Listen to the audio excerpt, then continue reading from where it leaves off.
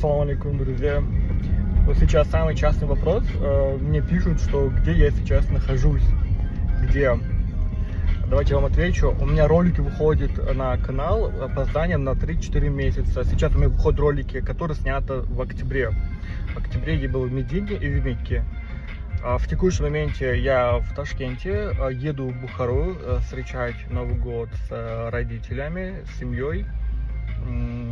А остальные ролики, после Саудии я был Эль-Кувейт, еще в Турции я был, и еще в России успел побыть.